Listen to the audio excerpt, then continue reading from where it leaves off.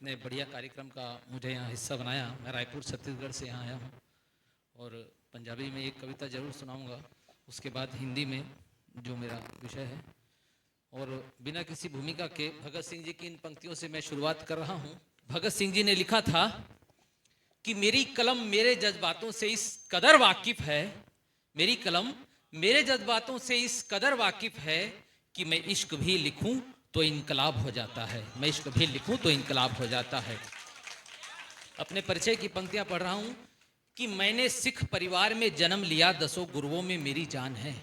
मैंने सिख परिवार में जन्म लिया, 10 गुरुओं में मेरी जान है। पर मैं भारत का वासी हूं और मेरा भारत महान है। मुश्किल हुई कोई खड़ी तो, अगर जरूरत आन पड़ी तो, अपने लहू का कतरा कतरा देश को दान भी दे दूंगा मैं। मेरे देश के ऊपर अगर डाली किसी ने बुरी नजर, तरकस से निकाल कर तीर, तुरंत तुम्हारी जान भी ले लूंगा मैं। ये दिल दीवाना है देश का और ये देशभक्ति समंदर से गहरी है। जात पात धर्म कर्म सब बाद में, मेरे लिए तो सुन लो राष्ट्र सर्वोपरि है, मेरे लिए तो सुन लो राष्ट्र सर्वोपरि है। एक छोटी सी परिचय और बोलता हूं, छोटा सा परिचय कि नेताओं को देख पंक्तियां बदल लूं मैं, ऐसा कलमकार नहीं। ऐसा होता है इसलिए मैंने लिखा है कि सामने कौन नेता बैठा है, कौन बैठा है, ये पंक्ति यहां पढ़ना है कि नहीं पढ़ना है। कि नेताओं को देख पंक्तियां बदल लूं मैं, ऐसा कलमकार नहीं। कभी इस झूले पर कभी उस झूले पर, ये कोई मीना बाजार नहीं। और पद प्रधान के बैठकर 10 साल तक जो मौन रहे, माफ करना साहब मुझको, मैं ऐसा सरदार नहीं। माफ करना साहब मुझको, मैं ऐसा सरदार नहीं। ये बहुभाषी कवि सम्मेलन है, मेरे सर पर टर्बन है। मेरा ये दायित्व बनता है कि मैं एक पंजाबी भाषा में एक छोटी सी कविता, जिसका एक बंद, बाकी मैं जो भी सुनाऊंगा हिंदी में ही सुनाऊंगा। पंजाब में आप लोग जानते हैं कि बाहर जाने का बहुत ज़्यादा लोगों को भूत सवार रहता है। हर घर से चाहते हैं कि बच्चा बाहर जाए। बच्चा बड़ा हो गया, उससे क्या करेगा? बोले कनाडा जाएगा। कनाडा जाके करेगा क्या ये नहीं पता है, पर जाएगा कनाडा। तो हर घर की वो कहानी है। तो एक छोटी सी कविता, बस उसका एक बंद। जो पढ़ लिख कर जा रहे हैं जो, वो बात अलग है, पर जो भेड़ चाल जा रहे हैं उन लोगों के लिए है, सुनिएगा। कि दूजियां वल वेख वेख वगी जांदे ओ सैलाब विच, दूसरों की तरफ देख देख के। कि दूजियां वल वेख वेख वगी जांदे ओ सैलाब विच, मिनू दसो यारो मेरे की नहीं है पंजाब विच, की नहीं है पंजाब विच। दूजियां वल वेख वेख वगी जांदे ओ सैलाब विच, मिनू दसो यारो मेरे की नहीं है पंजाब विच, की नहीं है पंजाब विच। उथे कोई किसे दा यार नहीं, दुनिया की गल्लां कर दिए। मां तेरी ते सोच सोच के सुती पई भी डर दिए। मां तेरी ते सोच सोच के सुती पई भी डर दिए। और क्या कह रही है मां? कि मैं 2 दी थां एक खा लूंगी, और कुछ नहीं मंगदी तेरे तो। रल मिल के सर जाना बस, दूर न जावी मेरे तो, दूर न जावी मेरे तो। 9 महीने जिन्ने कुख ते रखिया, 9 महीने जिन्ने कुख ते रखिया, लहू अपना सींच सींच, मां भी वाजा मार दिया जा। की नहीं है पंजाब विच, की नहीं है पंजाब विच, की नहीं है पंजाब विच। दूजियां वल वेख वेख वगी जांदे ओ सैलाब विच, मिनू दसो यारो मेरे की नहीं है पंजाब विच, की नहीं है पंजाब विच, की नहीं है पंजाब विच।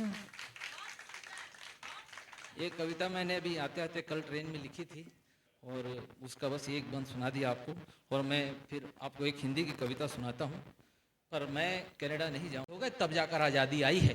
नाम गिनाऊंगा 3 दिन लग जाएगा, इतने नाम हैं। पीछे युवा पीढ़ी हमारी बैठी है, वीर सावरकर, उधम सिंह, भगत सिंह, सुखदेव, राजगुरु, बटुकेश्वर दत्त, चंद्रशेखर आजाद, सुभाष चंद्र बोस, खुदीराम बोस, रासबिहारी बोस, अरविंद घोष, करतार सिंह सराबा, मदन लाल ढींगरा, लाला लाजपत राय, बाल गंगाधर तिलक, राम प्रसाद बिस्मिल, तात्या टोपे, रानी लक्ष्मीबाई, नाना साहब, पेशवा, लाल बहादुर शास्त्री, कितने नाम गिनाऊं मैं। उन नाम गुमनाम शहीदों के नाम 2 पंक्तियां पढ़ रहा हूं, उसके बाद एक कविता बंटवारे पर सुनाऊंगा और अपना स्थान लूंगा। सुनिएगा कि पूरे विश्व में एक छोटा सा ही नाम होते हम, पूरे विश्व में एक छोटा सा ही नाम होते हम, और यह भी हो सकता था कि गुमनाम होते हम, गर 7 लाख सीना ठोक शहीद ना होते, ये ताम झाम कुछ नहीं, गुलाम होते हम, गुलाम होते हम। मैं 1947 जो हिंदुस्तान का बंटवारा हुआ, उस बंटवारे पर एक कविता पढ़ना चाहता हूं, बंटवारे का दर्द पढ़ना चाहता हूं। लाखों हिंदू सिख निर्दोष मारे गए, उनका क्या कसूर था, आपके सामने रख रहा हूं। कुछ भी काल्पनिक नहीं है, जो बीता है वो लिखा है, और सीधे सीधे अपनी कविता पढ़ रहा हूं, समय कम है बस। सुनिएगा कि भगत सिंह तो चढ़ गए फांसी ये सोचकर देश आजाद होगा। सुना भी कि भगत सिंह तो चढ़ गए फांसी ये सोचकर देश आजाद होगा, पर उनको क्या पता था कि क्या कुछ मेरे बाद होगा। आजादी के मस्तानों का जहां चुपके चुपके शोर हुआ करता था, दिल्ली पंजाब के अलावा क्रांतिकारियों का अड्डा लाहौर हुआ करता था। क्रांतिकारियों की कभी कोई जात ही नहीं हुआ करती थी, हिंदू मुस्लिम की तो यारो कभी कोई बात ही नहीं हुआ करती थी। बैठ के सारे लोग आजादी के सपने देखा करते थे, गैर नहीं था कोई, सारे अपने देखा करते थे। मौका पाते ही ब्रिटिश सिपाहियों को बिल्ली बन नोचा करते थे, लाहौर में बैठकर रात दिन दिल्ली का सोचा करते थे। मगर आजादी मिलते ही इन्होंने शमशान बना डाला, और दिल्ली से लाहौर तक एक था स्थान, इन्होंने 2 टुकड़े कर पाकिस्तान बना डाला, इन्होंने 2 टुकड़े कर पाकिस्तान बना डाला। नेताजी सुभाष भगत चंद्रशेखर आजाद का सपना सब चूर चूर कर डाला, नजदीकियां थी वो सब दूर दूर कर डाला, और बीच पंजाब के रास्ते से खींची गई लकीर, बीच पंजाब के रास्ते से खींची गई लकीर, और मुल्क बांट लिया ऐसे जैसे बाप की थी जागीर। आपकी तालियां कम आई मुझे खला, कि मुल्क बांट लिया ऐसे जैसे बाप की थी जागीर, और दोनों को बनना था प्रधानमंत्री। आप पार्टियों के दुशाले उतार दीजिएगा थोड़ी देर के लिए, कि दोनों को बनना था प्रधानमंत्री। दोनों ने की ये शरारत, जिन्ना के हिस्से पाक आया और नेहरू के भारत, जिन्ना के हिस्से पाक आया और नेहरू के भारत। बंटवारे की जंग की खूब चली थी आंधी, देश के 2 टुकड़े हो, हालांकि उससे राजी नहीं थे गांधी, मगर रातों रात मुल्क के बंटवारे का ऐलान करा डाला, और दिल्ली से लाहौर तक एक था स्थान, इन्होंने 2 टुकड़े कर पाकिस्तान बना डाला, इन्होंने 2 टुकड़े कर पाकिस्तान बना डाला। और सबसे बड़ा, अब बस अंतिम में 2-3 मिनट और सुना, कि तस्वीर रातों रात कैसे बदली। देखिएगा कि हर तरफ लग रहे थे पाक जिंदाबाद के नारे, रातों रात तस्वीर कैसे बदली। 1100 किलोमीटर से आया हूं, 11-12 मिनट तो जरूर लूंगा, एक बार तालियां बजाइए, मैं आगे बस 2-3 मिनट की और कविता है। तस्वीर रातों रात कैसे बदली, सुनिएगा कि हर तरफ लग रहे थे पाक जिंदाबाद के नारे, हर तरफ लग रहे थे पाक जिंदाबाद के नारे, पल में सुने हो गए हर गांव गलियारे। अरे नहीं निभा भाईचारा, इतना गंदा व्यवहार हुआ, और हमारी बहन बेटियों का चौराहों पर बलात्कार हुआ। भाई भाई कहने वाले सामने तनकर अड़ गए थे, और हमारे लोग वहां पर गहन सोच में पड़ गए थे कि अगर बचानी है अपनी अस्मिता हवश के शैतान से, दिल पर रखकर पत्थर खुद ही मार दो तुम बेटियों को जान से।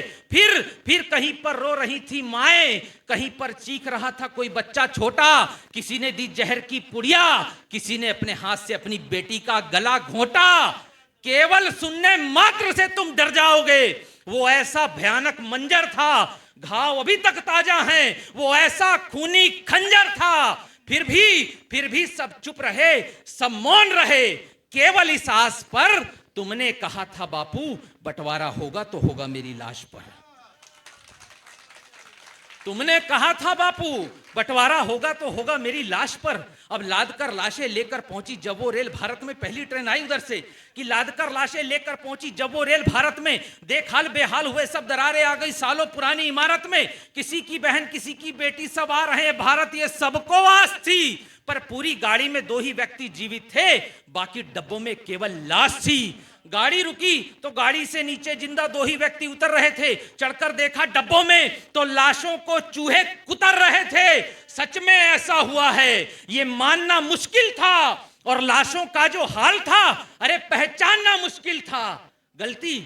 गलती तुम्हारी है बापू, तुमने बात की केवल चांद और सितारे की। गलती तुम्हारी है बापू, तुमने बात की केवल अहिंसा वाले नारे की। अब वो बताओ क्या करे जिसका पूरा परिवार भेंट चढ़ गया बंटवारे की। 12 वोट पटेल को मिले, तुमने नेहरू को प्रधान क्यों बनने दिया? और पड़ोस में पापियों का गढ़ पाकिस्तान क्यों बनने दिया? जब बंटवारे की आग में दोनों मुल्कों का मामला गर्मा, फिर काम ना आया राग तुम्हारा अहिंसा परमो धर्मा। बहुत नुकसान हो गया बापू हमारा रातों रात। अरे एक बार तो छोड़ के बापू अहिंसा वाली बात। अरे जिन्ना की कनपटी पर बापू एक तमाचा देते और नेहरू को बुलाकर एकांत में हिंदी में समझा देते। पर मौन तुम्हारा खलता है बापू जिन्ना और नेहरू की अनबन पर। अरे एक बार तो बैठ जाते बापू बंटवारे के विरोध में अनशन पर। अरे तुम बहुत आभार। एक बार तो बैठ जाते बापू बंटवारे के विरोध में अनशन पर। तुम हिम्मत तो करते बापू, तुम हिम्मत तो करते बापू। ये आसमान सारा झुक सकता था और तुम चाहते तो बापू ये बंटवारा रुक सकता था। ये बंटवारा रुक सकता था, ये बंटवारा रुक सकता था। बहुत आभार, बहुत धन्यवाद। सोना, अंतिम पंक्तियां पढ़ रहा हूं और अपना स्थान ले रहा हूं कि सोना उगलने वाली धरती को रातों रात शमशान बना डाला और दिल्ली से लाहौर तक एक था स्थान, इन्होंने 2 टुकड़े कर पाकिस्तान बना डाला। अंतिम एक लाइन इस कविता की और अपना स्थान ले रहा हूं। अब तक की सर्वे तालियां देना और मेरी यात्रा सफल करना कि चंद्रशेखर को कोई गाली दे, देश चुपचाप सो जाता है। चंद्रशेखर को कोई गाली दे, देश चुपचाप सो जाता है। और बापू पर कोई सवाल भी उठा दे, वो देशद्रोही हो जाता है। उन वीरों का किसी ने ना सोचा जो रात दिन गोरों से थे लड़े, आजाद भारत का सपना लिए जो थे फांसी पे चढ़े। उन वीरों का सपना आज हुआ चकना चूर है। और सच बोलने की सजा अगर फांसी भी है तो मुझको फांसी मंजूर है। जय हिंद।